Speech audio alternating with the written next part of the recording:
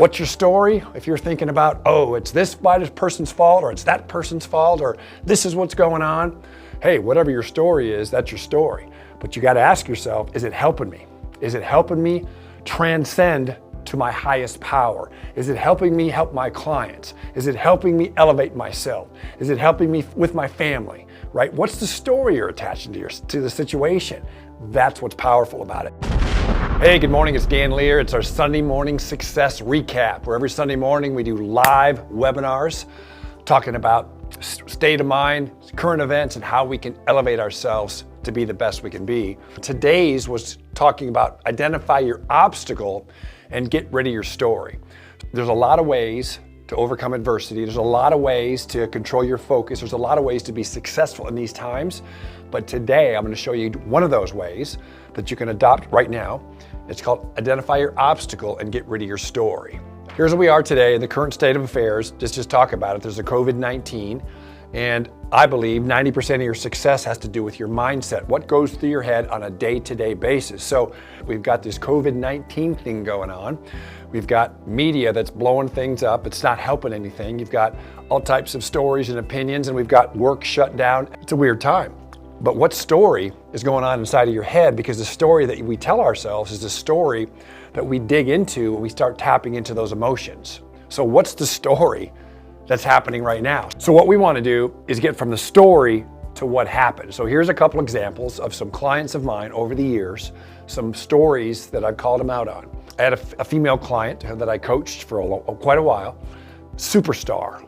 I had coached her for about 6 months and involved in a company that I was working with, and there was an opportunity that opened up at the executive level, and she did not put her name in. She, everybody kind of thought she was going to go, that was going to be her next move, and she didn't even apply, didn't even put her name in. And I was like, hey, are you excited about this new opportunity? And she said, no, I don't think it's right for me. I'm like, what are you talking about? She goes, well, I don't know. I'm like, look, Mary, I said, what is going on? I said, this is perfect for you. She goes, I don't know, I'm just not good enough. I just feel like I'm not good enough for it. I'm like, what are you talking about? I know your credentials, I know your background, I know your education, I know what you've done for this company. She goes, yeah, but I had this real messy divorce a few years ago, right?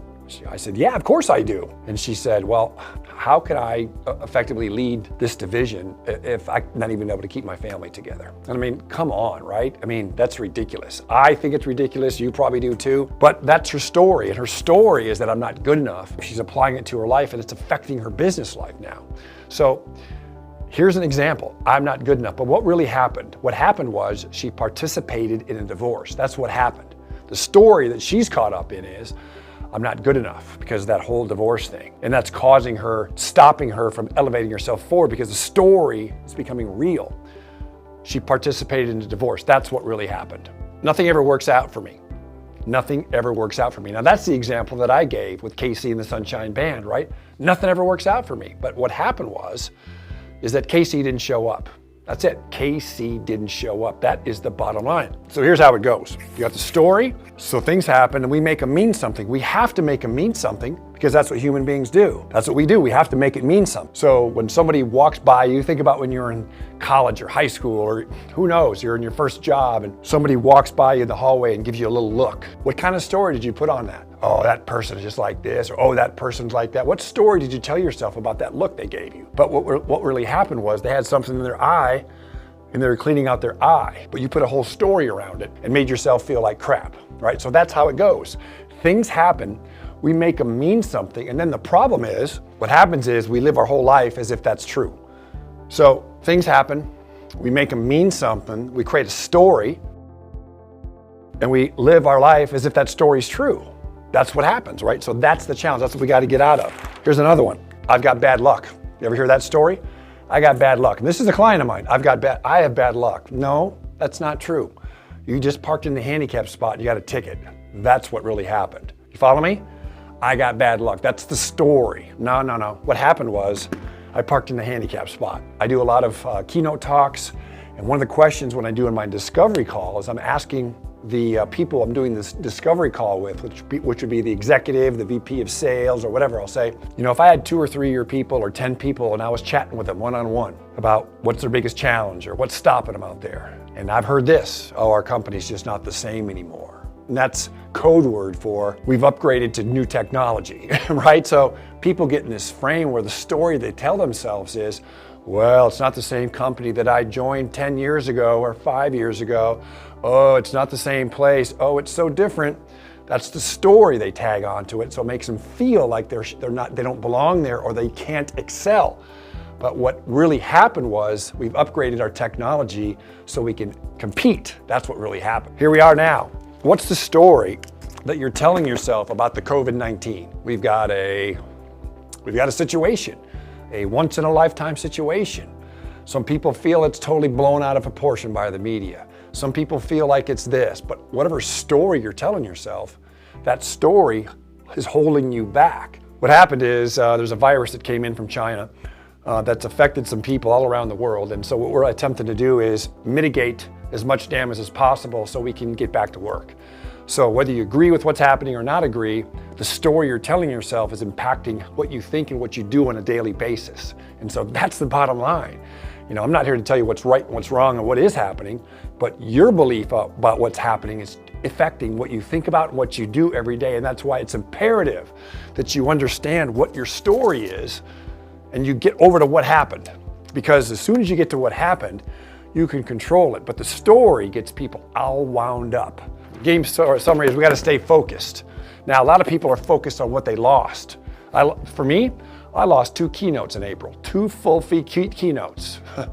Rather than focus on the money I lost this money. I'm focused on opportunity and solving people's problems. And so that's the challenge. Is like, you know, maybe it's okay for you, but for me, you know, I'm a sales rep and, you know, I'm struggling right now. What you want to ask yourself is, what can I do right now to create opportunity for myself? Or how has this situation created opportunities? The other thing is, what can I do right now to solve some problems for my clients? How can I be of value to my clients? What can I do to solve my clients' problems? What can I do to help my clients through this issue? That's the question you should be asking yourself, because that'll open up your pathways to get something done. But the first thing you got to do is identify the story that you're telling yourself. Identify the obstacle, whether it's COVID-19 or it's something else. You got to identify it, and then you got to get rid of that story you're telling yourself about it. So obstacle, hypothetically, COVID-19. What's your story? If you're thinking about, oh, it's this person's fault, or it's that person's fault, or this is what's going on. Hey, whatever your story is, that's your story. But you got to ask yourself, is it helping me?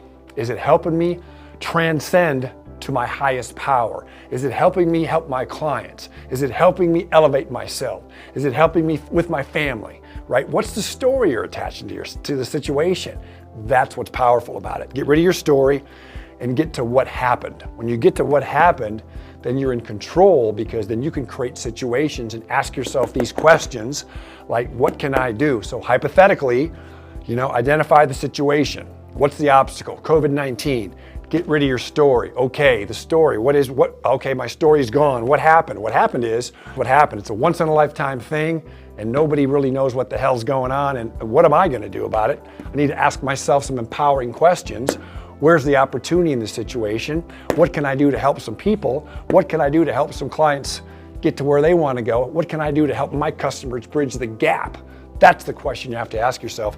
And the only way that happens is to get rid of your story and focus on what happened. And that is the message for today. So it's the 29th of March today. We're moving into April.